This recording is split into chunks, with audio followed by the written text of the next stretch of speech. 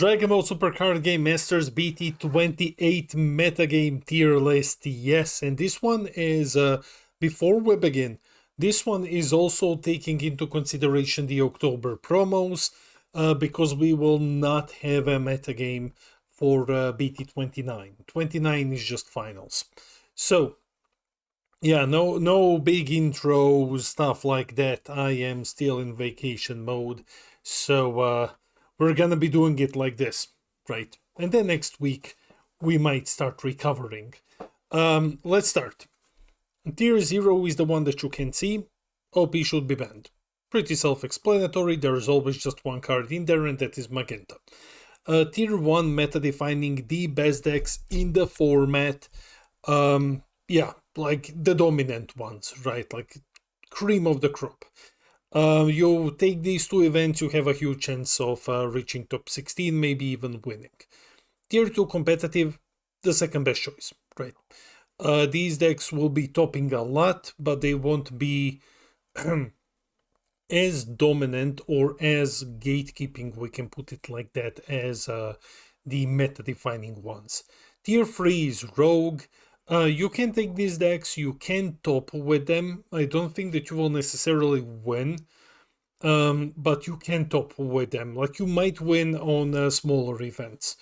But these are the decks where you can just win a lot of games through a surprise factor, or through a mechanic that plays very well into what is currently dominant at the tournament. Tier 4 are locals decks. Again, nothing wrong with locals. Locals are some of my favorite decks in the entire game. They are just not your competitive picks. Tier 5 is trash. That's pretty self-explanatory. And Tier 6 is the Toba token tier. I don't have all of the leaders here. I wanted to narrow it down to like 90-ish. Maybe I have skipped something. I don't think so, but maybe I have. We will see. Anyways, let's start with Yellow Baby, Super Baby 2 Awakened Malevolence. Okay, so this one got anniversary box support, and it's actually one of the ones that has topped, one of the anniversary decks that did top, which is big, because not a lot of anniversary decks topped. At least in Europe, it's been, I think, only 2 players running it, and one is Ivan Serrano, and Ivan Serrano can pilot anything and top with it. And another one, I don't know the name, it was a French player at the recent Toulouse regionals. So those are the 2 that I am aware of. There was probably at least one more somewhere.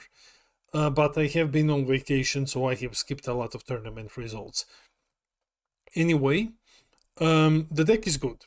The deck is a lot better than I gave it credit initially. The early offering that you can do, the amount of cards that you can just draw through it, that is pretty good. That is pretty good. The deck has its advantage, right? It unfortunately doesn't draw through the leader, but it draws through offerings. It's yellow, it has like the floodgate and everything. The triple attack is pretty cute, so I think this one is good.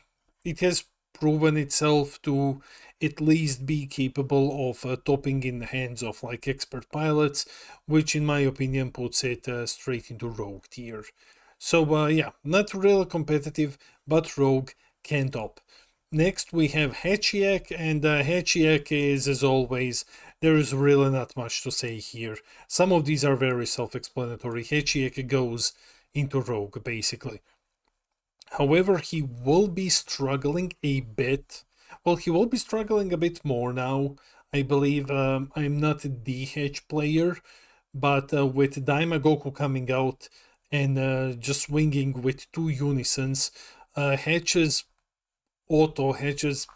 floodgate effect is not as strong as it is in some other matchups. So Daima Goku might cause a bit of a problem to Hatch. Might. Like I've said, I don't really play Hatch, but he should still have good matchups into some other decks, though there are also some rumors about Mid-Jita being better. Not sure how that one is gonna go, so I'm gonna put Hedge into Rogue, right? There are a couple of people who play Hedge phenomenally well, and I think that qualifies him as a Rogue deck. Next, we have a Cooler. Cooler Mill has fallen off completely. Like, I don't recall an event. Like I've said, I've skipped the last couple of ones because I've been on vacation for a while now. So where do we put this one? I don't believe that there is anything really buffing it in the upcoming set. Again, it's one of those decks where I think that it's one of those like forever rogue decks. You can top if your opponents don't know how to play against Mill. If they panic and start making mistakes, you can just punish them and you can top. But after you win a couple of rounds, you will be paired against players who know what they're doing, and then you start losing. So as far as Cooler goes, I would also say Rogue. I would also say that players who have been playing it forever might still be able to top. Now, here is a surprise. Invoker. Now, here is a surprise. Thanks to Peter Dance reaching second place with Invoker, we have been seeing more of this deck. There was one in Oceania. There was one in France. So 3 Invoker decks have topped. 2 after Peter has revealed all of his spice and stuff like that, right? So Invoker is making a bit of a comeback here. Still one of the probably most difficult decks in the game to pilot. Well, there are of course decks which are arguably more difficult. Still a deck that you need to pilot almost flawlessly to be able to pull off crazy results.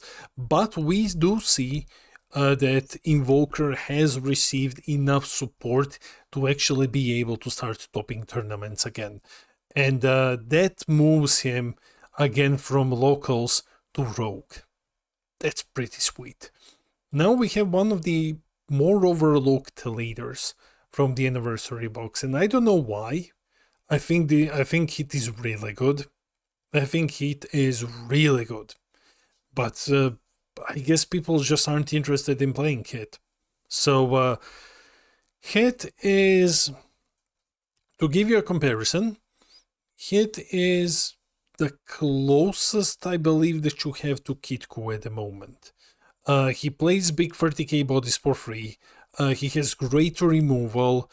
The Champa card that does everything in the world. He has very good combo power, especially when you play something for free, then Champa gives it a plus 10k buff and then bounces it back to hand. And now you have a card to combo out of the attack and then play it again from the drop next turn. So Hit has a lot going for him. Activate Battle/Main allows him to have a removal both on his turn and on your turn and your opponent's turn. So if your opponent isn't, paying attention, you can just kill something. It activate Battle Speed. The new Hit card is good. The one that burns, I think the burn is still pretty decent to have. I think the burn is still relevant in some cases. There are a couple of decks which awaken at 4. So when, let's say, Big Iron, right, awakens at 4, you can be big enough to hit Big Iron and you can burn him. And then burning for Big Iron Brawl for 2 is big. So other than that, he's probably, not among your first picks, but I think that this is a deck that you should be keeping an eye on. I want to tell you, if you're on the fence, at least try Hit out. At least try out the deck. I rarely say that, like, hey, try this like it's dog shit, blah. I think this one is really, really cool. So, I think that Hit is in a position where he can go rogue. Probably not competitive, though. An interesting one, though, is this dude, Beerus. So, Blue got new toys. Blue got a couple of new toys. And among them, besides the Dabura Spit, besides the Counterplay, is also the Glorio. Inglorio is actually very good in Beerus, where you can just pay free and ramp. You have what? Free energy on turn 2. Just pay free, ramp with Glorio. Amazing. So I think Beerus just got a very big buff. I think Beerus got a very, very big buff. Same goes for Vegeta, who is coming up next. Is he going to really top events? Well, technically, he is ramping faster now, right? Technically, he's ramping faster. I use the word technically because usually what happens is that you just go for the Whis. However, now you can go for Glorio instead on your turn 3. This gives you a bigger body to play with. Now, I'm just gonna take a moment here to check something on a deck planet, the best deck builder in the world. So Beerus, yeah, he awakens at 4 or more energy. You draw 1, you restand 1. Cool. And then when you look at your Whis, the Whis is, I believe, a 2 cost. Let me just check. Whis is a 2 cost. So you pay free for Glorio. Let me see if Glorio actually ramps you. In which mode does Glorio ramp you? 1 sec. In rest mode, unfortunately. Well, it's still good. You know, you play Glorio, you ramp 1 in rest mode, sure. But he gains barrier, he's at 19k dual attacker, he's still relatively better investment than Whis depending on the matchup. And he also has the activate main to draw 1 and to bottom deck something. So you have something to do with that 1 extra energy. I like it. I do like it. So yeah, you go to free, you tap to, yeah, I think that's pretty good. Will Beerus actually, you know, be topping tournaments and stuff? I like the support enough. I like the Glorio enough to tell you at least try Beerus. Like, at least try him in the next metagame. There is a slim chance that the next metagame is going to be slow enough for you to actually go with Beerus, but we will see. The other one though, Vegeta can also do the same thing, right? Vegeta can also use Glorio. Glorio is not locked behind, well, basically anything. You just need to pay free for him and that's it. So Vegeta can also ramp. But Vegeta lacks Whis, and the Whis who's acting like an objection on turn 2, turn 1, if you have the energy marker, that places you in a position where you can go into Glorio on your effective turn 2, while Vegeta can't really do that. So I think the buff is good, but that Vegeta is going to remain in locals. Then we have the Majin Vegeta. Okay, so I've been asked about Majin Vegeta. I never got around to make a deck list for it. Basically, you just run Majin Vegetas. You don't run Boos, and then you can snowball into a turn 2 kill, turn 2, turn 3 kill with them. However, as usual, Majin Vegeta is Majin Vegeta is very RNG based. He's very, very RNG based, and unfortunately, he's not. That prevents him from seeing good results. I'm not saying that the deck can't get good results. I think if you take him to an event, on RNG alone, there is a good chance that you might be able to top, but there is also a good chance that you will break horribly. So yeah, it's whether or not to place him in Rogue. That is a big question. I think that every deck in Rogue right now has higher starting chance at the start of the game to net you a win before you draw your 6 cards, right? Than Majin Vegeta does. Majin Vegeta really, really depends on your starting hand. There are 2 decks here that depend on that, and unfortunately this is one of them. If you get going though, you're very difficult to stop. If you get going, you're very, very difficult to stop, especially if you play some big power buffers on swing as well. You can get in like 40k swings, well, 30 more than 40, and almost everything has a keyword, so that is pretty good. Still, where do we put this one? I think versus white is going to be godsend versus white, because white doesn't have a floodgate. So if you go into white, you're just gonna steamroll them. If you're gonna go into Daima, you will still have a good time, because Majin does have ways to rip off markers from Unisons. And if you really need to clear Unisons, everything has a skill over at Majin Vegeta, so you can hit things.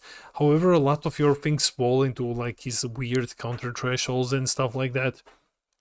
And going to still say like rogue-ish, like maybe. I had extreme hopes for this one, but yeah, unfortunately, I don't feel like it's there. SS4 Goku Guardian of History. This is such a weird deck. Well, it's not a weird deck, it's just in a very weird, shitty situation. Let me just adjust the camera a bit so that I can lean back. So, anyways, Goku. I don't think there is really a reason to play him. That's its biggest problem. There is not really a reason to play Goku. You have Pan, who is just infinitely better. So it is like, nah, you have to, be brave if you're running Goku, because of how badly RNG can screw you over. However, he's similar to Majin in that way, like RNG can screw you over. I think Goku arguably has better recovery than Majin has, and that's only because Goku can still play his things for free. He can still get a Majin also gets a big attacker with the leader, but Goku gets like more free plays and stuff like that. So there is slightly more room for error very early on in your starting hand, right, than Majin has. We have seen Goku top here and there, and I think that like it's probably possible to still top with him. It's probably possible to still do that. I don't recommend it though. I recommend like taking Pan every single time over Goku. Where do we put him then? He's still good enough to go into Rogue. He's still good enough to go into Rogue, I would say. Very RNG based. Similar, just like Vegeta. Garlic. Okay, Garlic Boy is really struggling. He's extremely strong. I would argue that Garlic is really, really strong. But he's one of those decks that like can't catch a break when it comes to red.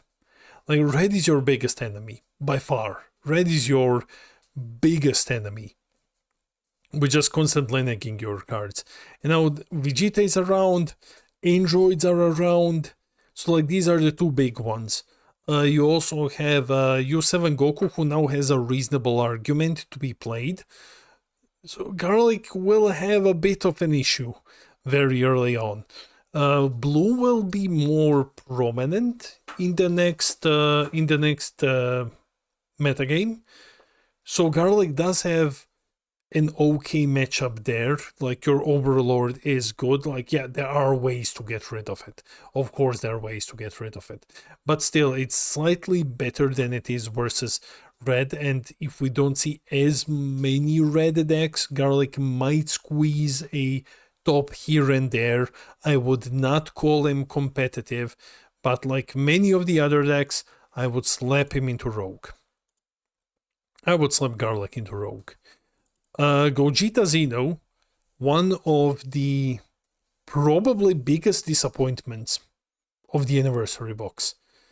On paper, Gogeta Xeno is great. On paper, his cards are absolutely fucking insane. In practice, he falters a lot in practice. Again, like Majin and SS4, he's too RNG dependent, unfortunately. You can awaken at very high lives, which is really, really cool. Black didn't get a single thing in the latest set, so he didn't get any buffs at all. Again, if it gets going, it can win here and there. And by that alone, I will put him into Rogue. Like, we have way too many decks which are just like, hey, I need to get really insane RNG. Let's adjust that. Let's say something like this, right? No. This remains. This is gonna be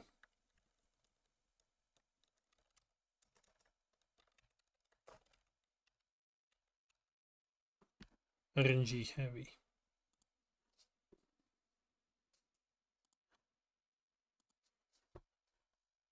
Let me just adjust the color a bit. Oh. So let's put it like this then. Okay. Then we can put these dudes in. We'll say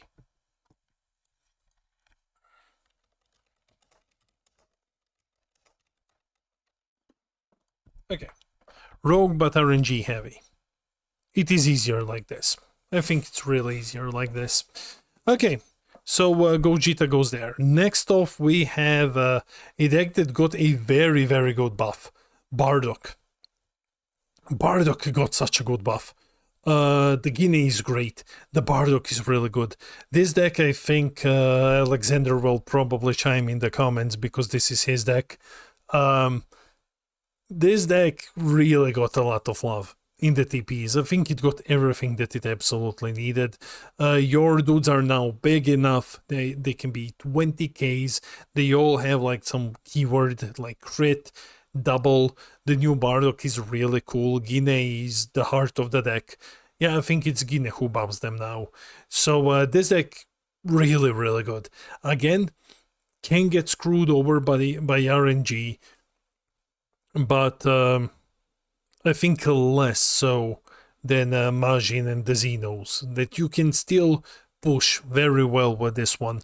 I don't think that he will be competitive, but again, Rogue deck, which is quite a bit of a step up from like the locals where he was. And he's potentially better than Rogue. We will have to see. Then we have Shroom and Salsa. Shroom and Salsa is, I mean, the deck is just meta dependent, I would say. It's one of those decks that like feels very, very bad to call like locals. It feels bad to call this deck locals. But I don't want to put like too much into Rogue. I think you can still like one person, similar to Hatch, like one person in the world, or like 3 people can probably top with this. And that's it. And now let's finally fuck off from the Rogue tier. Bojack. One of the best blue decks in the meta, well, in previous meta. I think Bojack is still going to remain very strong. It's gonna be a very, very solid competitive deck. You can take Bojack, you can very likely top with it. Doesn't really, I think I'm not the best when it comes to Bojack. I've been saying that forever. But I think that the new blue tools are very good in it. I mean, they're good in basically any blue deck. Whether or not he's meta-defining, I don't think he's meta-defining anymore, but that he's definitely competitive. So Bojack remains strong, goes into competitive. Our first competitive deck. That's pretty cool. That's pretty cool. Next up we have is it yeah, it is the small dude. Gohan, push to the brink. Why this dude again? I think Glorio is good in this one. I think Glorio is actually good in this one. Yeah, he's expensive, he's free energy, but still, he's still not bad. Like, he helps you a bit. Is it going to be enough to really push Gohan? I think he's still going to remain in like locals. It really pains me to put this deck into locals, but like I've been putting it in Rogue forever, and I don't think that Glorio is a big enough buff. I hope someone proves me horribly wrong. Then we have Future Gohan. Future Gohan is great. I really love this deck. It draws a lot. It sets up an entire board of barrier blockers. If you're fighting versus red now, they are impossible to remove. Red cannot remove them. Especially now that the bullshit Broly is gone. Red will have a horrible day running into you. However, again, it's one of those rogue decks which are insanely RNG heavy. You need to open with a field card. If you don't open with a field card turn 1, you're screwed. If you have like a small window of recovery in turn 2. If you whiff on turn 2 on the field, that's it. You're out of the races. So, but if you do that, if you actually manage to hit it, this deck is insane. This deck is absolutely fucking crazy. So it, like Majin, it depends on your opening hand. I'm going to put him into Rogue, but RNG heavy. Then we have Videl. Videl got a nice negate. Yeah, a nice negate. Earthlings got finally like something that is pretty cool. Overall, besides that, I don't think Videl got anything else. And while the negate is good, I don't think that is enough to push the deck. I think it's still gonna remain in locals, that no one is going to be, like, not a lot of people will be bringing this one to events except for like hardcore Videl fans, and I don't think that's gonna go very well. So I'm gonna put her into Rogue anyway. And then we have Cinzino. Cinzino is good. Cinzino is still one of the best mill decks. Probably the best mill deck in the game at the moment. How is the next meta going to be though? Let's see. It's gonna be rough with the U7 Goku.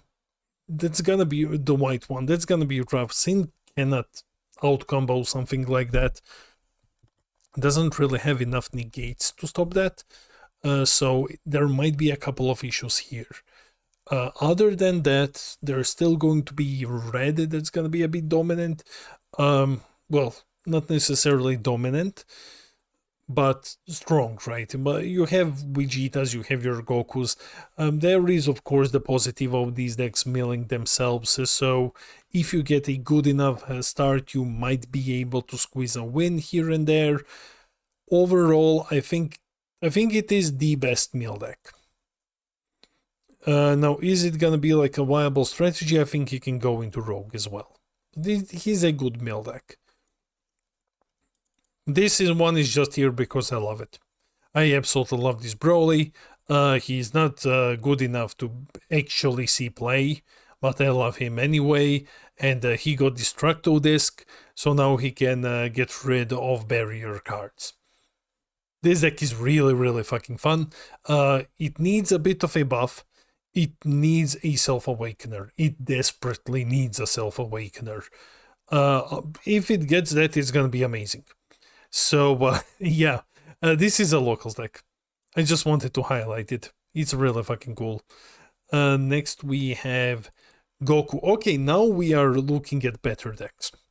Now we're actually stepping away into the territory of better decks. If you're noticing a trend here, it's usually old leaders which get bumped to like Rogue. From locals to Rogue. And then the newer ones are the really good ones. Goku though, Goku got insane support. Goku got insane support in the anniversary box. The problem with Goku has been that it's hard to justify playing it while Vegeta exists, especially because Vegeta has the crazy free plays and the barrier removal. Goku also has barrier removal, though he doesn't like run black and stuff like that. It's not as strong as Cumber was. So there was always an argument to run Vegeta instead of running Goku, which is crazy, though Vegeta is actual #1 for once. And now with Vegeta losing black, I think Goku can step up and be an actual deck that you can consider for events.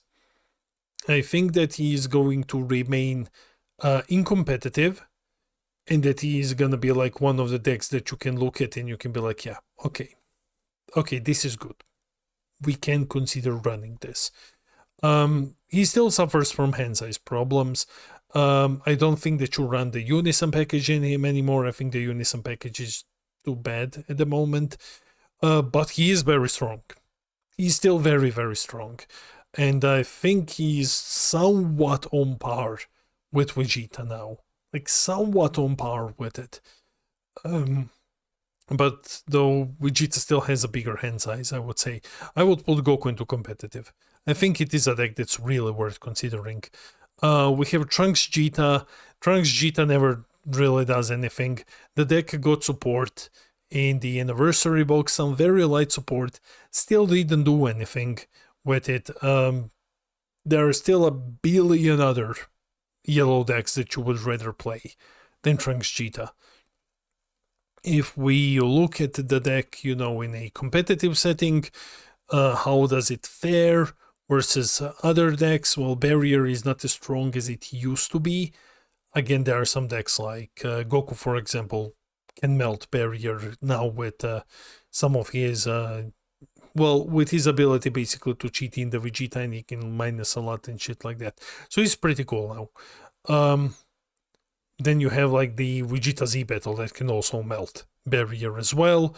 The deck draws a decent amount of cards. The Unison does help here. The new EXD Evolve the Double Striker is pretty cute, but I don't think that this is a deck that you would actually take ever to an event. Like, even the rogue decks, you might consider taking them. I don't think that you would ever take Trunks Jita to an event. I don't think that's gonna happen. Yeah, there's gonna be people, oh, how is Garlic above Trunks Jita? Well, Garlic at least does interesting fucking things. Trunks Jita is just like, yeah. I mean, no. I'm sorry, I'm not going to slam him into Rogue. If you're watching this video in 2025 and you haven't followed Dragon Ball in like 4 years, you might think that Trunks Jita is still good. It's not. Like, it hasn't done anything in years. And then we have Cooler. Cooler got cute buffs. Cooler got very, very cute buffs. Draws a ton. Has these cool lines of play where like almost everything is charismatic villain, as long as you have the freeze out, and then you can draw a lot and you can flip back and forward to cheat in a lot of unisons. Like, there are a good amount of plays in Cooler. Cooler is very, very dope. Unfortunately, Cooler is just kind of lagging behind other green decks. So I think if you're one of the few people in the world who play Cooler, like Joe Revel, Joe can top with Cooler with his eyes closed, probably. Like, he's the best Cooler player, in the world. So he could do that. For the majority of people, I think that you would rather run something else. Like, Cooler requires a lot of knowledge and investment to be like on an okay level compared to something like Namegoku. So I think he's Rogue. SSG Trunks, this one didn't get anything, but I still wanted to highlight it. It's epic. I don't believe there's anything that's really keeping this dude away from top 16s, other than people just not playing it. In the next metagame, I don't think there is a single thing that's really going to erase Trunks from existence, basically. So I think he's still your rogue pick. You can take Trunks, you can have good time with him, you can probably top. Then we have the Mai. And I have to now scroll down. There we go. Mai is also a very cool one. She has topped a lot. She really has topped a lot. And in the next metagame, she's now getting a negate, which is going to be pretty big in this deck. It's gonna be pretty big. I think it is a green deck that you can take 2 events and that you can do very good. Well, you can do very good with it. Is she going to be competitive though? She's a very close contender. She's a closer contender than most of the other stuff on the rogue list. And this deck has topped a couple of times in the past. Give me just 1 second. I'm going to check Top Deck Diffusion because they have the updated list. And let me just double check the Nimbus. If your leader is a green Earthling, draw 1, and then you basically banish 2 things. That is pretty cool. So, Top Deck Diffusion. How many times has Mai topped? Tell me, French. S'il vous plaît, tell me. Mai topped fucking twice. Mai topped twice. Okay, in the last metagame, she topped twice. In the metagame before that, she didn't really top. Okay, maybe I'm overhyping. Maybe I'm overhyping Mai. I think she's gonna go into Rogue then. What's next? The Goku, right? Surge Goku.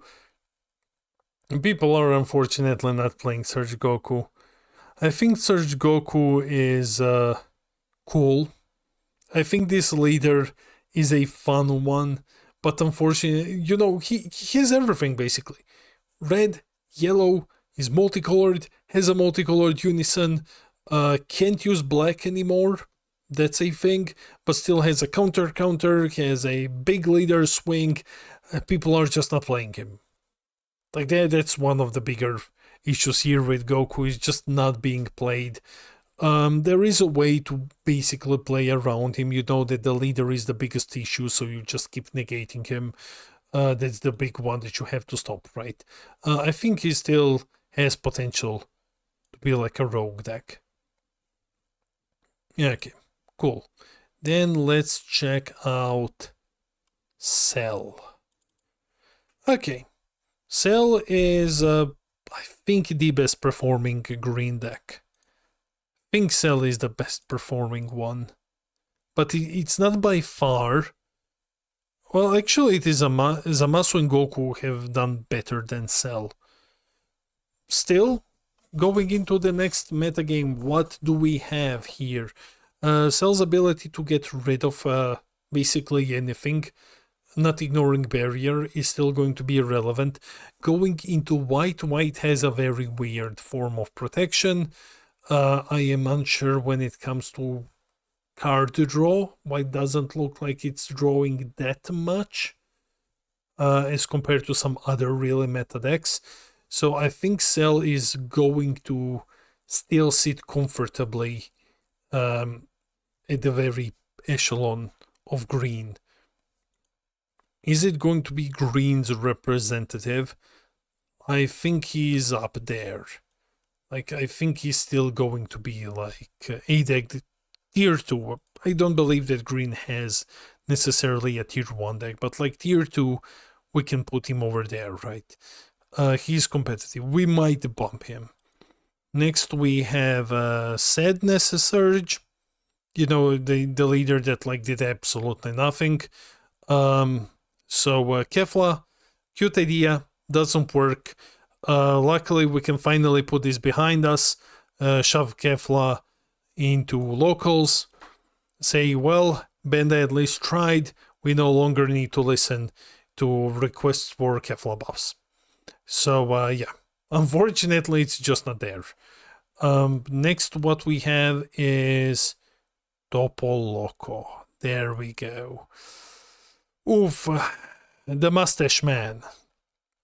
Mustachio is, well, Mustachio is a very awful deck to play against. It's a very awful deck to play against.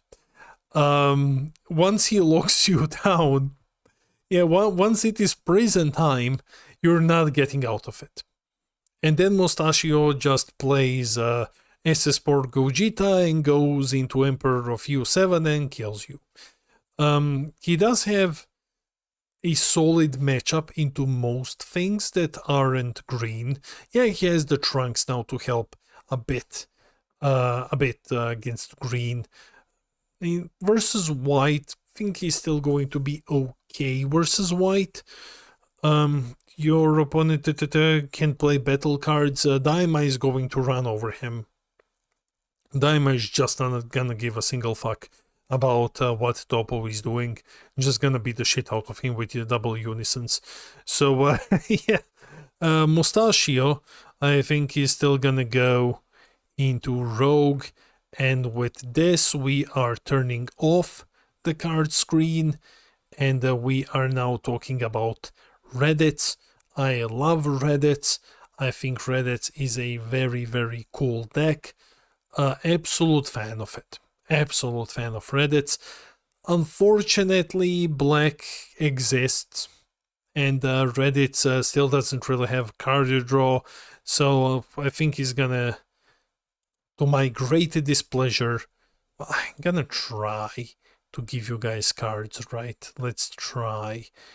To my great sadness and displeasure, Reddit is still going to go into locals, unfortunately. And then we have the newer cards. The first one of which is the Power Wish. Power Wish is good. Power Wish is actually fucking good now. Well, better than it was. There is a thing with Power Wish that I'm gonna reveal now, in case that you didn't know, because I think those who like playing Power Wish, I'm looking at you, Alexander, have already tested out the new tech, and that people have suffered at the hands of new tech enough to know what it is. If you run white in Power Wish, your floodgate is free. That's a big one. Your floodgate is free. What other deck has a free floodgate? Well, green with Dormant. I think that is pretty fucking insane, and that it shoots Power Wish to competitive. So there we go. Power Wish fans rejoice. Soul Striker. Soul Striker is better. I mean, like, this deck is genuinely better and better.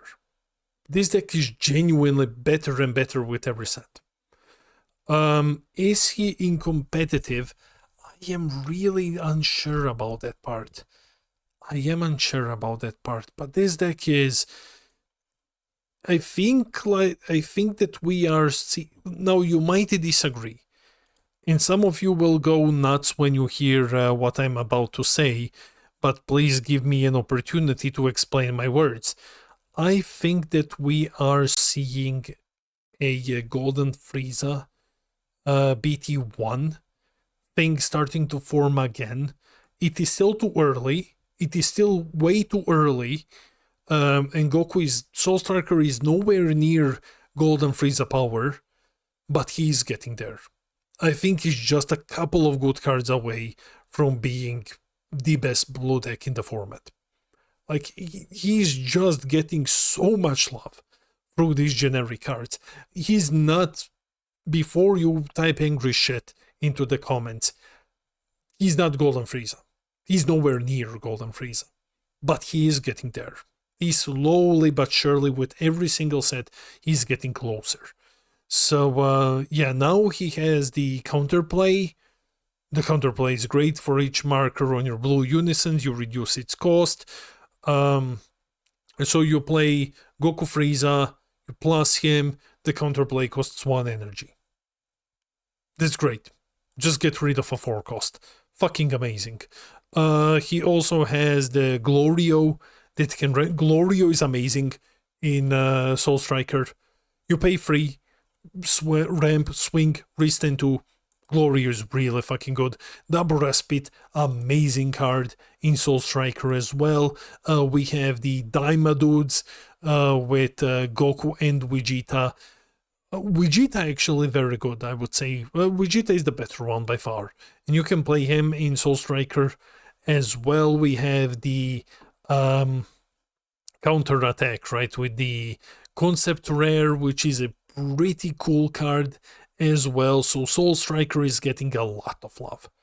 Absolutely getting a lot of love. Where do I put him though? Is he good enough to be competitive now?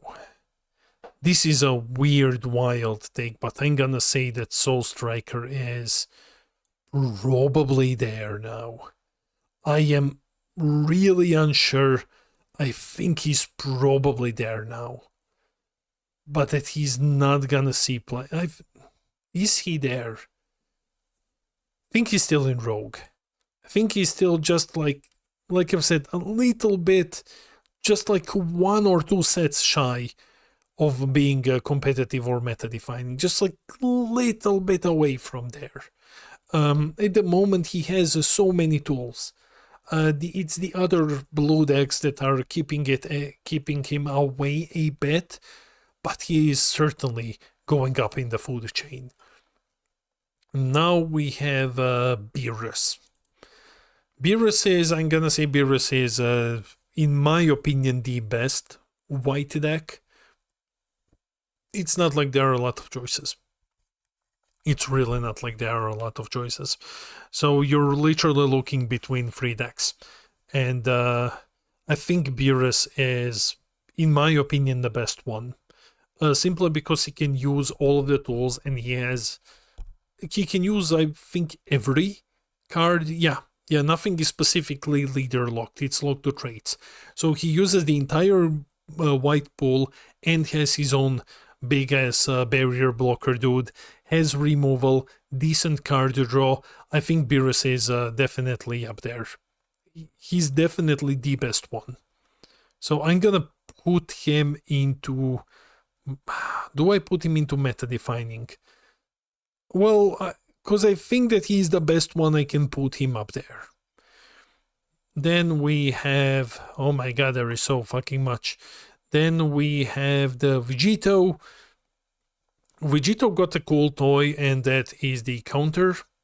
The counter is very cool in Vegito because you are running unisons, so the counter does cost just a single energy, the counterplay, which is a very, very good card. Outside of that, what did you get? I don't think the unisons are really that good. The counter, the concept rare is nice. I think he's going to still remain in locals, though you can make an argument. You can make an argument for Rogue. I think you can make an argument for Rogue with Vegito. Then we have Masked Saiyan, unfortunately, got cucked by the Broly ban. Unfortunately, he loses the card that comes in the deck. I believe I don't know what cost it was. I think it was the 6 cost that comes in the deck, and that one got banned. So RIP. That's kind of bad. I feel sorry for the deck. I think it's going into locals. Then we have Vegex. I am so disappointed with Vegex.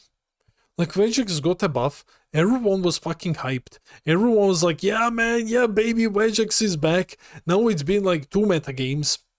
Well, we are entering the second one. Vegex hasn't done shit with his buff. He's not even... I see a lot of decks. I see a lot of overall deck lists. So Vegex isn't even being played.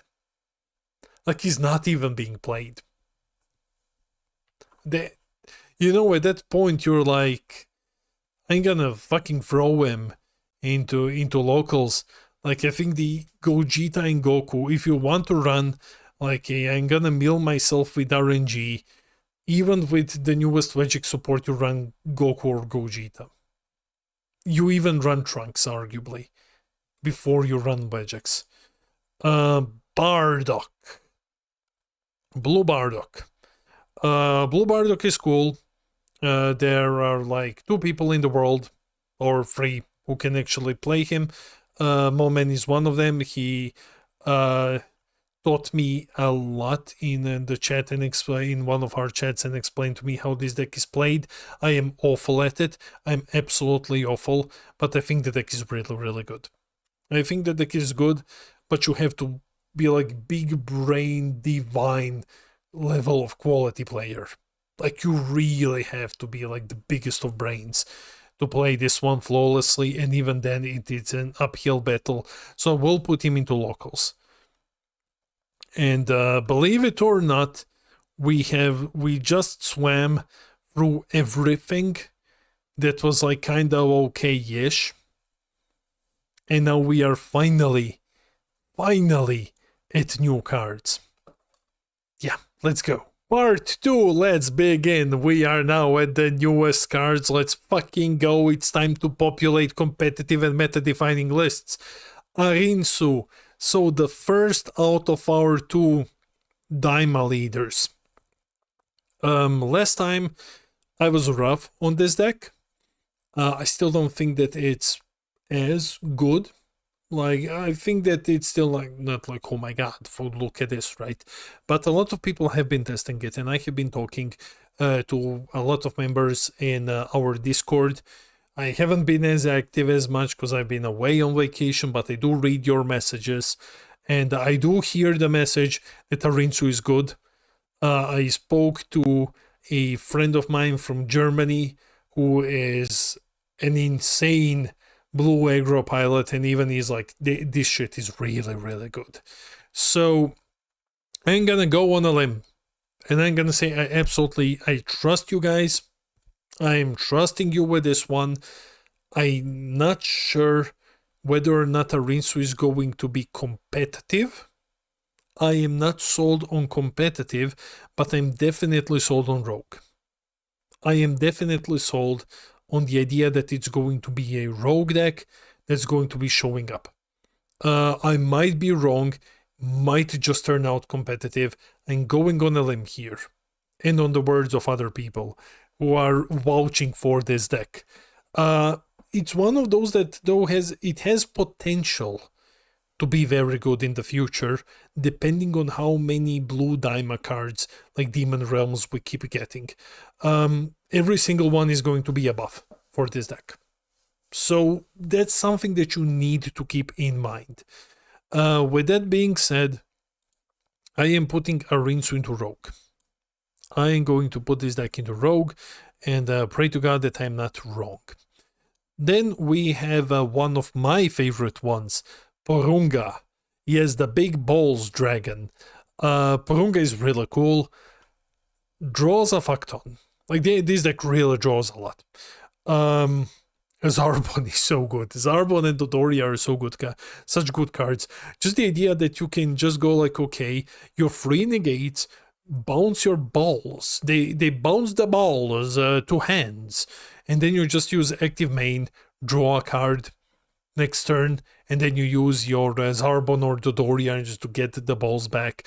That's really cool. Having a burn on the leader, I think realistically you can fire it off twice. I think you should realistically be able to fire it off twice. It is unpreventable damage. That's always amazing to see. You have 2 or 3. You have definitely 2 free counters. And then you have the nail as well, but the nail takes a life. So this deck has a lot of defense, great draw potential, the ability to burn with the leader. It's really, really cool. It is really cool. I am not sold on it being competitive, similar to Arinsu. I think that it's gonna go into Rogue, more so than Arinsu is gonna go into Rogue. Arinsu arguably can go into competitive based on everything I've heard but haven't tested thoroughly yet. So I think this one, really good. Then we have the Great Saiyaman. This is the better of the two decks, in my opinion. As far as yellow decks go, he's relatively okay. I mean, he draws a lot. His bodies are really cool. There are a couple of free plays in the deck as well, especially, you know, with EX Evolve. Heroic is back as a keyword, which increases your draw power exponentially because now it works on both turns.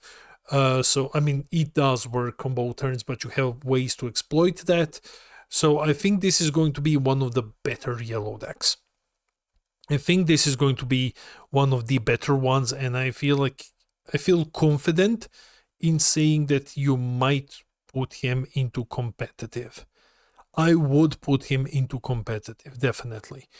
Then we have the Tianqin Han. I think I haven't tested him as much. From what I have seen and heard and reread the cards a billion times, I think it's just a decent deck. It is a decent deck. It has a couple of neat tricks in it. My opinion from the last tier list hasn't changed. I think both him and Chi-Chi will be going into Rogue. I think they're good decks, but they are being held back by the fact that they're Earthlings. You know, the perpetual Earthling problem. Gohan, this is the worst deck in the latest set. This deck is bad. I really wanted to love this one. The problem is, well, it's cute that you draw a lot. You really draw a lot. But in order to do so, you need Krillins, Namekians, and Vegetas. I think it's and Vegetas. And they need to be red. The problem is that the red ones are really shit. Like, they're really bad. You have two good cards in the archetype. You have the Double Striker Gohan, because you can buff him with your leader's effect.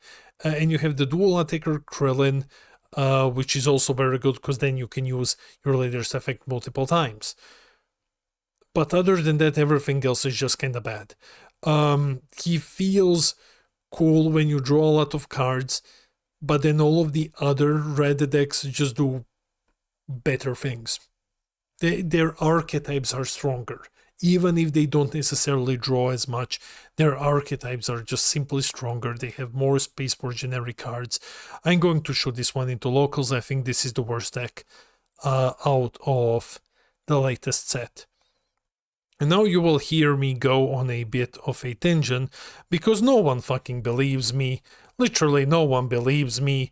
And I have to make a video about this just to open your eyes. King Piccolo Green is really fucking good. Green KP is really, really fucking good. He's arguably much better than Mai when it comes to aggro decks now. Green KP is fucking insane. It is stupid insane. The tambourine, oh my god. So I'm not gonna be talking much here. I'll make a video on it, because I know that like 90% of you who remember King Piccolo as a shit deck from BT18 will just roll your eyes and say Damien is just talking shit again. I haven't touched King Piccolo in 4 years. The deck is very cool. Tambourine allows you to restand your leader on any side. Takes lives. He takes lives, allows you to restand. That's cool. Those are like the bare minimum, and I think he has crit. Doesn't really matter much. You know what he also allows you to do? To restand your Z leader. He allows you to restand your Z leader as well. He allows you to restand your Awakened leader. You can cheat Tambourine in with your Z leader too. I think you can. I think it's 3 or less. So you can swing with a big boy 20k. I think he's 20 crit. So you can do a lot of crazy shit with Tambourine. The Piccolo card cheats in Fated Rival. Well, cheats in. It's a target for Fated Rival, which also plays another card for free. Pretty fucking good. Now, King Piccolo is great. King Piccolo is really, really strong. Arguably, I will die on the hill that KP is stronger than Mai. I'll die on the hill that KP is stronger than Mai. But we will see. Well, Mai does have an advantage though. Mai has a blocker, rejuvenation, and Mai has the advantage of dormant. KP doesn't have a natural way to go into dormant, but his field has insane fucking protection. So we will see. We will see. I think Mai still takes the cake because people don't want to experiment. Then we have Chi-Chi. Chi-Chi is okay. Chi-Chi is a cool leader. Similar to TN, I think she might top something here and there. I'm going to put her into Rogue without thinking much about it. The problem, again, Earthling, but the engine is good enough. The engine is good enough. Next up, we have the Goku. Okay. The big spooky scary. We have the Goku here. Goku is going to be swinging like a fucking madman. Like this deck is going to be hitting you for 60,000. It's gonna be hitting you for 40 doubles. It's gonna do horrible things to people. Like, this deck is gonna do absolutely fucking horrible things. The problem, though, is that it doesn't have any protection. That is a very good balance mechanic. Like, Goku really doesn't need a floodgate or 3 negates at the moment. So he doesn't, well, he has like the Beerus, right? The deck is colossal leader swings. Like, leader swings in this deck are insane. The deck is absolutely pushed. Absolutely pushed. How good is it though? I think that it's a deck that's gonna be showing up on a lot of top lists, and that it's gonna be one of those which you can take and you can top with. That's cool. He's definitely much stronger than Rogue, but I don't think that he's gonna be meta defining. I think he's gonna go into competitive. So he's arguably the weakest out of the three. Arguably the weakest. What pushes Beerus really, really high is his ability to defend, and it's strong for a white deck. Like, that's specifically Beerus being able to survive a lot of shit. So, but Goku, yeah, at least tier 2. Then we have the disappointment deck, which is Vegito. Vegito is kinda ass. Vegito is not good, I think. Just from some testing and reading the cards and stuff, he feels like Gogeta, like the blue Gogeta BR. Like, he has very strong fusions and shit. He is very okay archetype, but he barely fucking draws. He doesn't draw a lot. His lines of play are very linear. He does have a couple of cool toys here and there. He does have the defensive advantage that Gogeta lacks. So just being yellow is a big fucking thing here. The boss monster is pretty good. I think you are losing a lot on draw power here, and that's going to be the main contention point for yellow. Your ability to actually draw. Because yellow decks draw a lot now, and Vegito isn't there, and I'm gonna slap him into Rogue. So I think he might show up. Here and there he might actually show up. We have Piccolo. Where is he? Piccolo Dickle, where are you? So, the BT18 one. There we go. Okay, so Piccolo, I mean, deck is cool. I think he can go straight into Rogue for the next metagame. There's really not much to say. He didn't get anything new, so I'm just gonna shove him into Rogue. You can, if you get like crazy lucky, you can top with him. If you really get like crazy lucky, you can top with him. We have Bardock. Bardock is a constant pain in the ass, man. Like, this deck is, yeah, only Porg plays him, and now with online regionals gone and Porg not playing as much, No one plays fucking Bardock. Bardock goes into locals. So, yeah, Bardock goes into locals, I would say. It is time to let it go. Now let's talk about the second best white deck, and that is Belmod. Belmod is good. Belmod is really fucking good. The Spanish know that Belmod is good. So the Clown, the Fusion World, the Discord deck. So how good is Belmod? I think Belmod is, well, gets to cheat a lot of shit in. He's a white ramp deck. His package is arguably stronger than the U7-1. So cheats in a lot of things, ramps very fast. Has the very weird white god, the genie, the gene, fucking whatever. The one who shuts, who, if he charges an energy, if he switches an energy to hidden mode, congratulations, you lost. Because there are just decks that can't use super combo.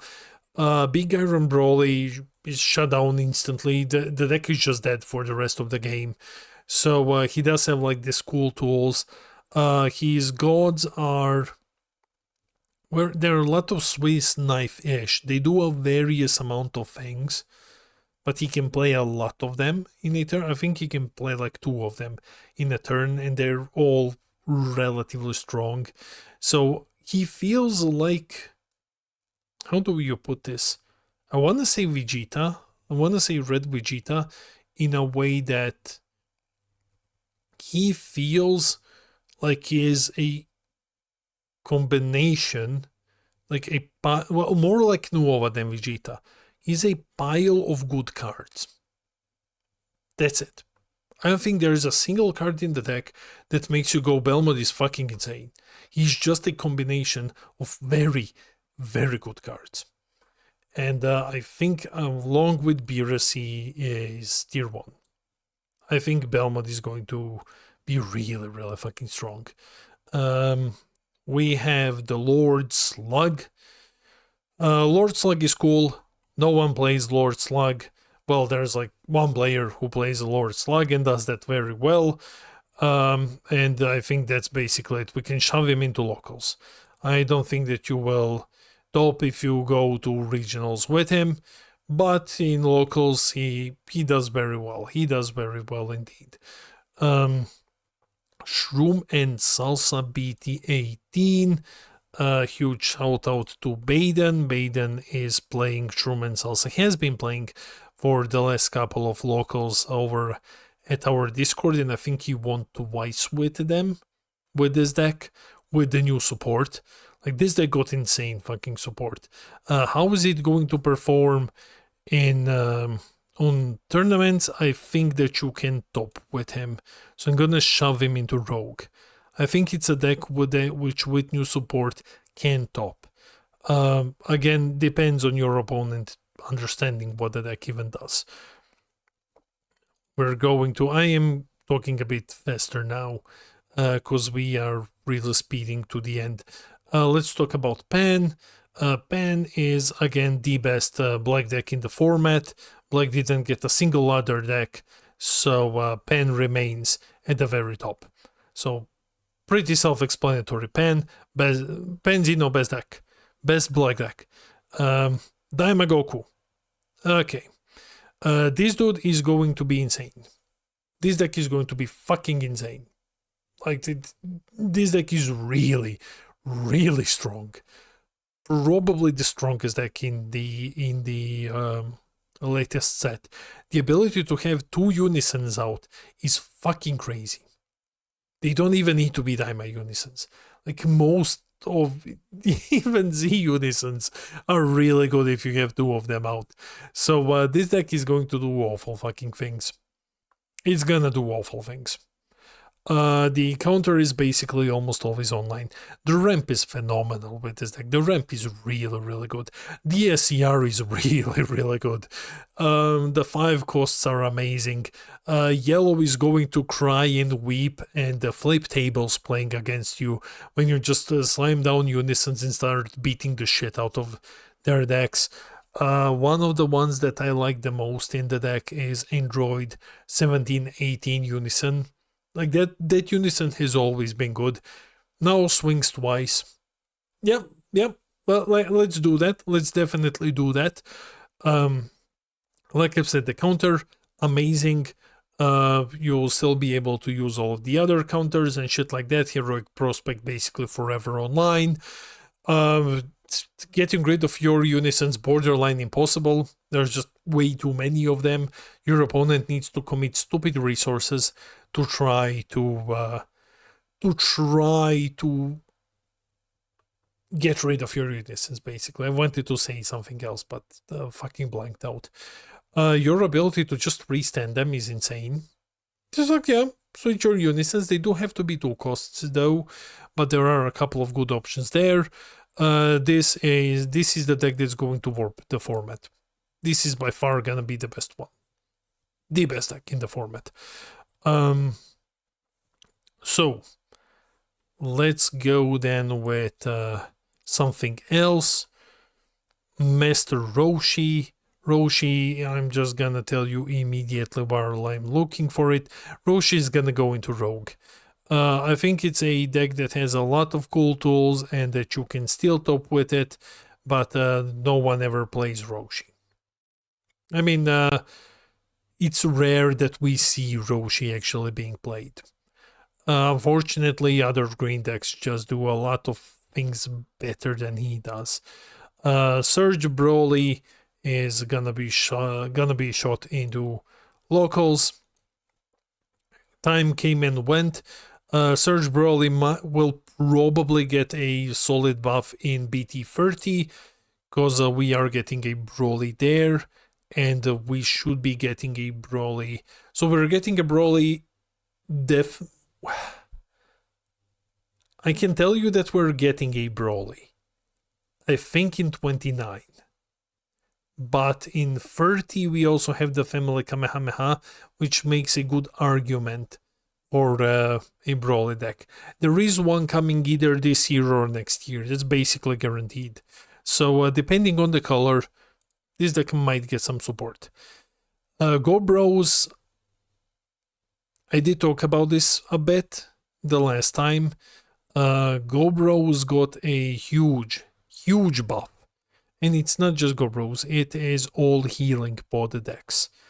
Got an absurd fucking buff with the regional promos Goku, which now allows you to trigger the healing pod on your opponent's turn while disrupting the energy, and just with that alone I'm going to shove the deck into Rogue. Like the healing pod decks, yeah, they're doing very well now. I'm going to also shove the Vegito for the same reason into Rogue, and Trunks Mai. All 3 of these which utilize healing pod are much better than they used to be. Aegis Gogeta got awesome support. Really strong Z battle card. It does a lot for the deck.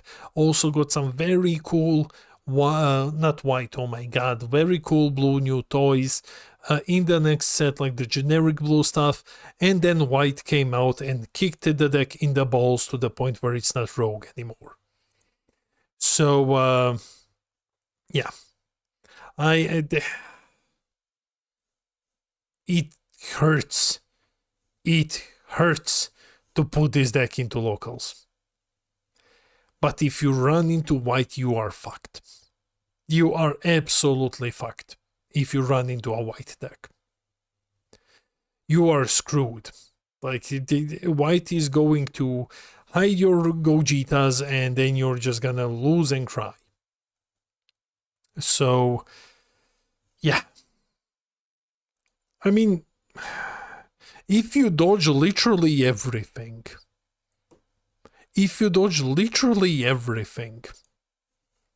every single white deck at the event, you might top. Because outside of white, Gogeta does have like good support outside of white. But it's like, it's really fucking difficult. it is really, really difficult for this deck. I would not recommend taking it to an event. Like, for the next season, I would not recommend taking this deck to an event. I think the hidden rule utterly fucked it. So, take that as you wish. Also, keep in mind that red is going to be dominant again. You know what? Fuck it. I'm gonna shove him into locals. I don't think there is a future here, unfortunately. Then we have the U7. Yeah. U7 Goku. Where are you in my folder? Here we go. This dude, the deck that absolutely refuses to die. Absolutely refuses to die. And just keeps getting better and better and better. With Nuova now gone, and with nothing, I am checking the newest cards. What the hell even came out in yellow in the latest set? Ah, yeah, I've already placed them up there. With like nothing really competing with it, especially in terms of like raw draw power, I think it's gonna be the best yellow deck in the format. I think that U7 is going to be the best one in the upcoming format. He's stronger than Saiyaman, draws a lot more, still suffers from Daima, of course. Suffers less than Nuova, though, from Daima. Nuova suffers much more from Daima, because Daima can just get rid of its, what do we call them, like 4-drops. Yeah, it can just get rid of 4-drops. So Nuova has bigger issues than Goku has. And Nuova loses Haze, Goku keeps all of his tools. I don't think there's anything really good generic. There is the concept rare. Like, that one is pretty dope. So Goku, the best yellow deck in the upcoming format. The other Goku, the Korin deck. Unfortunately, this one remains shit. Like, I've tried. I really did. But this one just goes straight into locals. Like, it just goes straight into locals. Yeah. I'm not gonna say more. There's nothing there. Like, there is really nothing there. Majin Buu. Majin Buu. If we were looking at Fusion World, I would call him Majin Buu by now. And if you play Fusion World, you fucking understand that reference. So, Buu. Haven't really seen him in a long while. Has the counter now. And the counter works very well. Imbu, just because of how quickly you can ramp your markers early on if your opponent doesn't pressure your units enough. So that is good. And double speed is good as well. He's an aggro deck, so he's going to run into aggro deck problems, but such as floodgates. But I think that is one that you might consider taking to an event. I would put him into Rogue.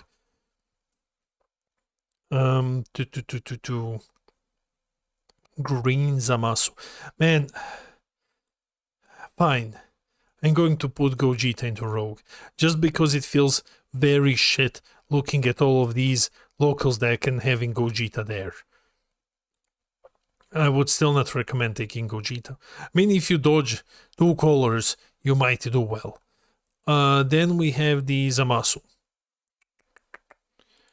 Zamasu, hard carried by Oceania to the best performing green deck in the last format. Congratulations, guys. So yeah, you single-handedly carried Zamasu like crazy. So and Zamasu keeps proving that, yeah, Oceania has amazing players. Oceania has amazing players. Like, really, powerhouses, a lot of them. So for Zamasu to keep showing up there, performing so fucking well, yeah, this deck, even going into the next meta, the problem is gonna be white. The problem is gonna be white, though. Yeah, and the horrible shit that white is gonna do to Indestructible. So, I think that Zamasu is, though he's been carried very well so far, if you run into white, it might be an auto loss for you. It might be an auto loss. I'm unsure how many white cards, though, can hide their opponent's shit. I think you can still reasonably recover if white hides your indestructible cards. I think you can still reasonably recover from something like that. There's not that many of them, actually, right? I'm on Deck Planet. So let me just see BT28, and I will just say white opponent. Goku. Just one white purely. Your opponent has energy. No. Rumshi gets rid of cards ignoring barrier. Beerus hides cards ignoring barrier.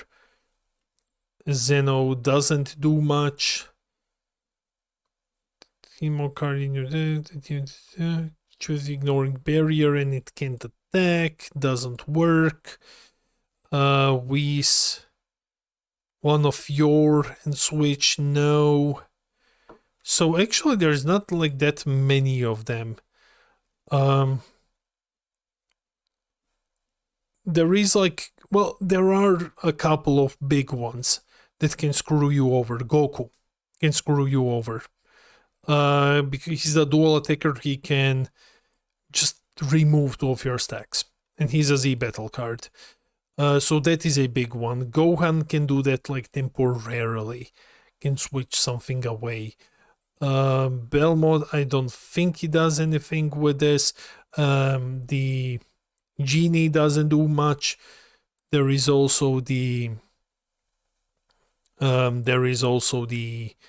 concept rare.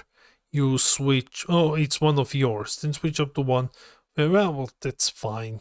Anyways, there are ways to go around Zamasu with white, and some of them can be devastating. It can be very difficult to recover from that. So, unsure on how he's gonna go into white. I'm going to put him into rogue for the moment, just because of the white matchup.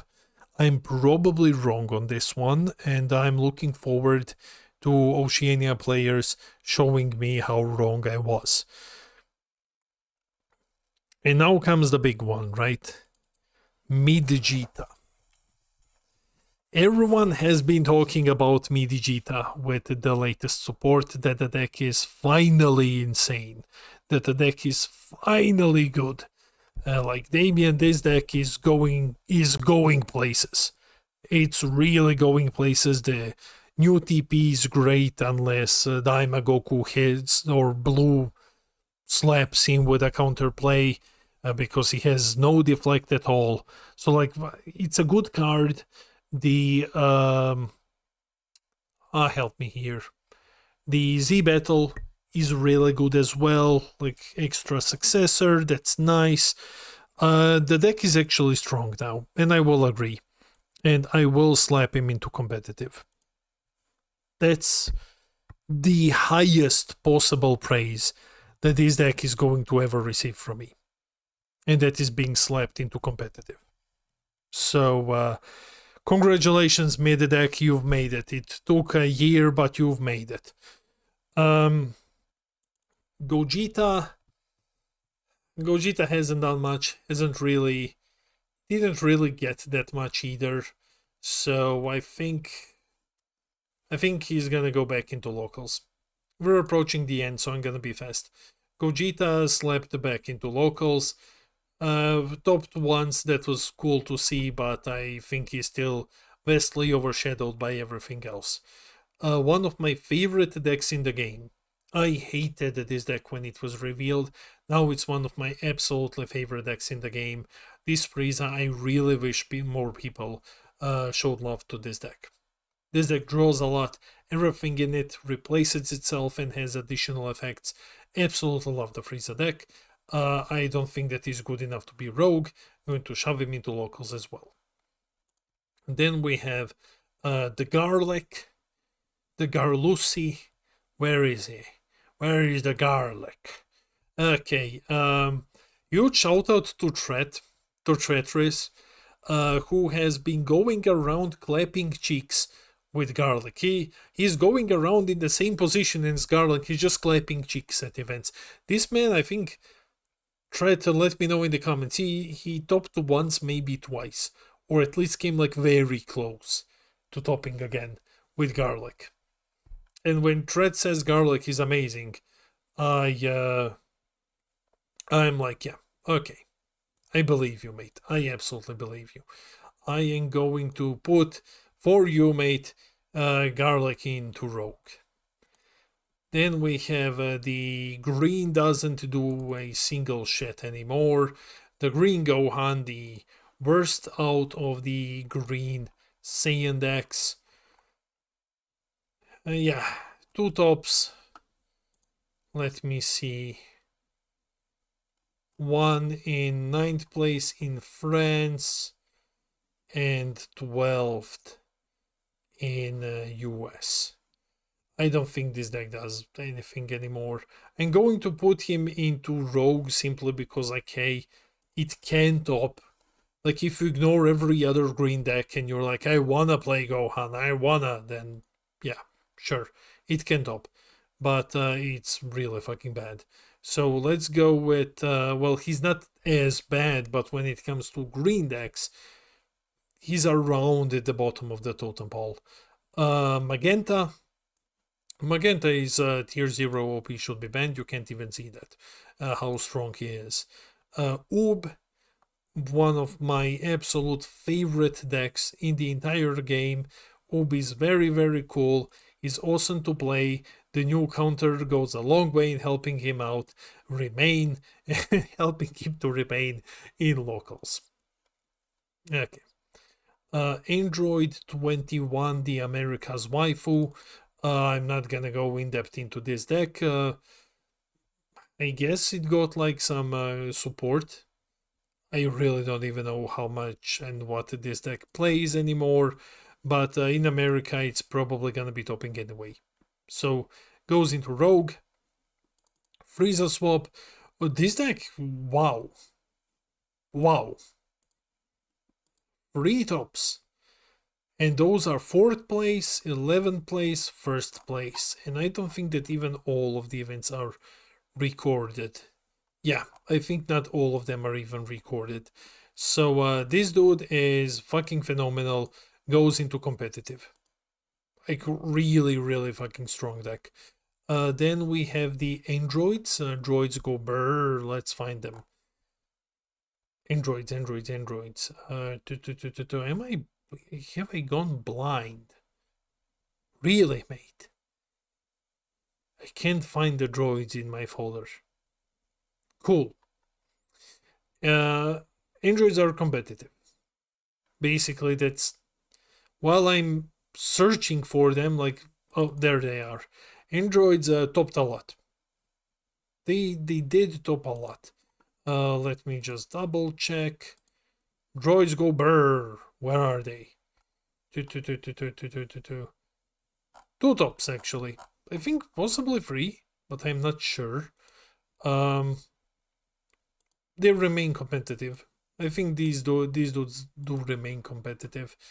They're suffering from the Vegeta problem.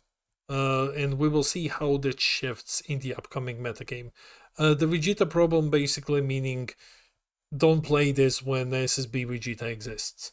So, okay. I think they will be seeing more play. Fu is going into locals. I just need to find him here. Well, basically, yeah, the deck goes into locals. I just wanted to highlight it to remind you that this deck exists. And yeah, it's fun. Some of these I don't even recall why they are here. We have the Monkey Gohan. Was very close to be good. Unfortunately, anniversary box card cannot be played from the Help me out. From hand. If it were playable from hand, this deck would have been much better. Goes into locals. Okay. Future Trunks. Insane support. Absolutely insane support. The archetype is really good now. The ramp version is really strong. The addition of the counterplay is cool. Double Raspet. Amazing. I think he goes into Rogue. He's a good deck. He's a very good deck. Tapion with his support. Yeah, Tapion is getting 2 pieces of support, and I think that both of them are good. I think that both of them are good. I'm just gonna check the trunks.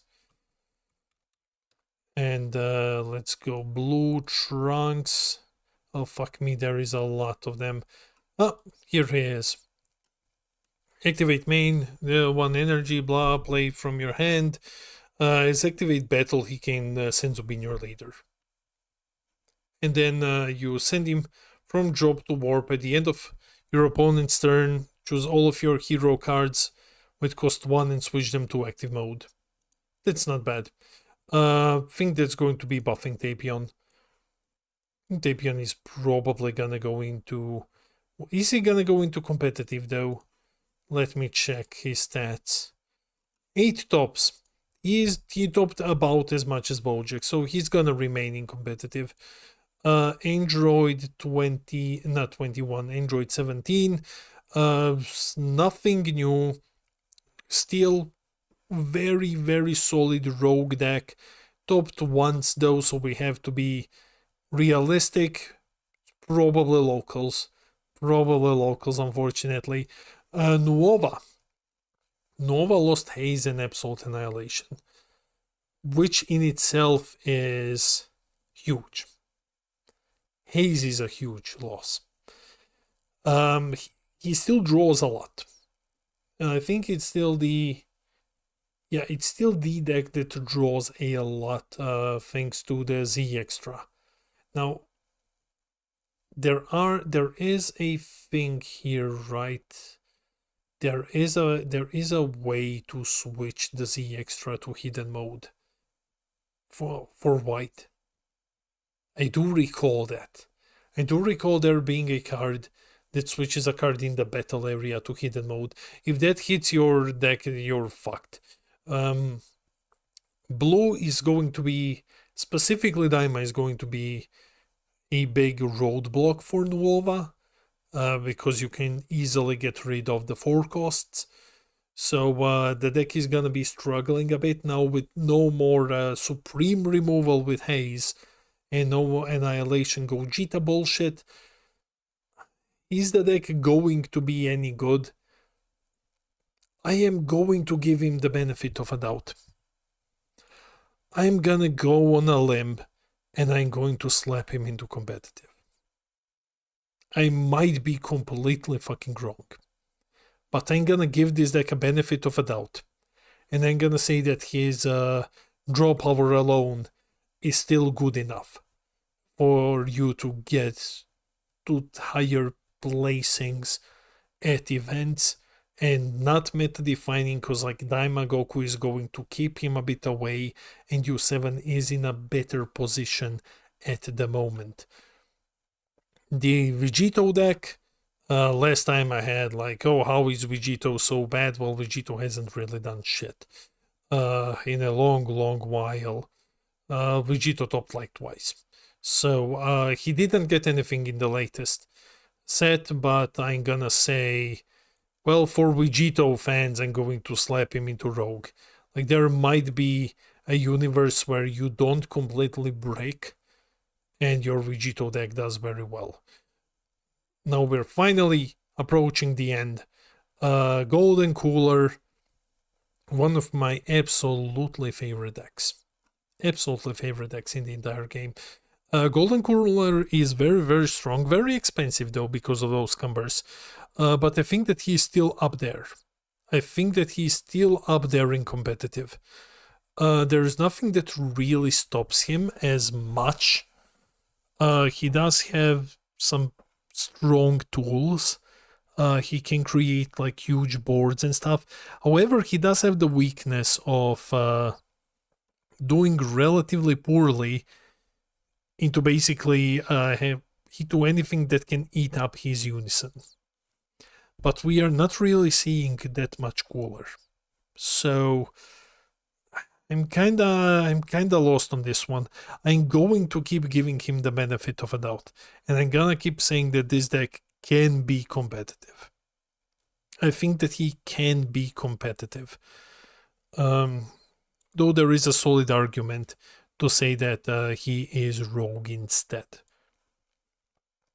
Then we have the Mehi. I think we have the Mehi next. Let me check. No, it's not Mehi. It is the weird 18. There we go. This deck is gonna go into rogue. That's what I'm just gonna say. He did get the Destructo disc. I think you can use Destruct. No, it's activate main/battle. Okay, but still, it's another cool extra card that you can run in the deck if you want to. The deck did very well at multiple store championships, won a multiple store champs, so I'm going to send him into rogue. Jiren, unfortunately, is ass, but I'm going to pretend that this is not a Jiren deck because it's not really what it is. So it's just gonna go into locals for the next season. Bulma Goku, the adventure deck. Where is it? Where is it? This deck actually did top a bit, and now it has a new negate that's going to push him up. The deck topped 3 times. That's not bad. But with the newest negate, I can see him topping a bit more. I think he can go into competitive here. I think it's one of the better green ones. Definitely one of the better green ones. Then we have the Rosé. Yeah, the deck that Dane took to troll people, because the jar is actually very good. It's not a very good deck, guys. Like it's cool if you're Dane and you go and you troll people with it. But because of Dane, I'm going to put him into rogue. Like because of Dane, it's gonna go into rogue. Don't take that placing seriously though. Then we have Pan. Pan is a deck that's always like okay, but it's constantly outshined by everything else. Gonna go into rogue as well. That's basically it. Frieza successor, I have zero clue why it's here. I don't know, but must have pulled it along some other things. So Frieza successor, super fun, goes into locals. And now we are finally narrowing down to some of the best ones, starting with Namek Goku. Namek Goku gets some cute new support in the regionals card, and I still think that it's going to be up there, like one of the best green decks. Yeah, it topped a lot. It actually did. It topped like 6 times. It's gonna be the reason why he's not in the meta defining categories, because I don't think that there is a single really meta green deck. Green is arguably in the worst position right now. We also have Gammas. Gammas was a meta defining deck in the last metagame, and I think it's going to remain that way. I think it's going to remain like the best one. Among the best ones. Arguably, you will run Daima Goku instead of Gamma. Arguably, you will run Daima Goku instead of Gamma. But I don't think that's gonna make Gamma like suddenly a bad deck, right? Vegeta, now I think a lot of people want to hear my opinion on this one. SSB Vegeta. I think this deck is still amazing.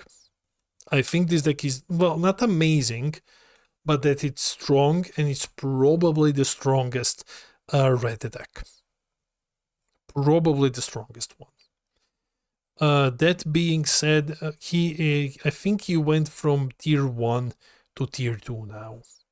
I would put him into tier 2 and say like he went from super oppressive to fair. Like now you can at least fight him with your barrier cards. Right now at least he doesn't have a black to play with. So this is going to bump him down, but it's still going to be a deck that's going to be topping a lot.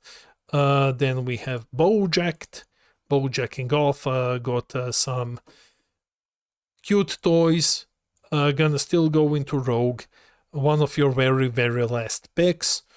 Big Iron Broly.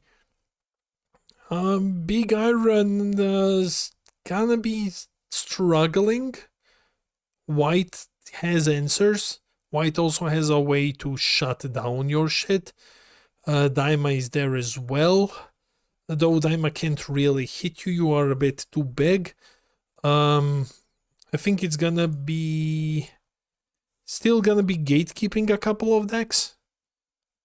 That alone can place him into meta defining, but playing versus white is gonna be a bit risky.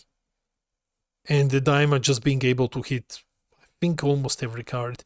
It does depend though. So Big Iron, I think I'm going to send him into, because of his ability to warp the metagame, at least a bit to like gatekeep a bit, might go into meta defining still. I think he might go into meta defining still simply because of that. And no, I think his time, the time has come to send him here strictly because Belmont is so good. And if you're running Big Iron, you're now forever risking running into Belmont, who's just going to side in the 3 or 4 copies of the White God who charges and hidden energy, and then you're gonna cry. And finally, the last one is Mehi Kabura BT27. Really, really good deck. Topped a bunch of times. Well, a bunch. Topped 4 times. That's cool. I think he's competitive. He's not meta defining, but I think that he is competitive. So I would probably do the same for Gammas as well. Let me see. No, actually Gamma topped a lot more than Bojack did. So I'm going to put it like this. Anyway, that is the tier list. So OP should be banned Magenta. Tier 1, the best deck in the format is going to be Daima Goku, and then we're going to have White, followed by Pan. Pan is going to be solo carrying Black. U7 gonna carry Yellow, and Gamma still gonna remain strong. Tier 2, we have a lot of decks which can qualify for a competitive spot. Rogue is filled, so you just take your picks. Not much in locals, so overall, the new metagame looks very opened. And we will be updating this list once we have more results. So guys, this has been Damien from The Lookout, and I'll see all of you in the next video.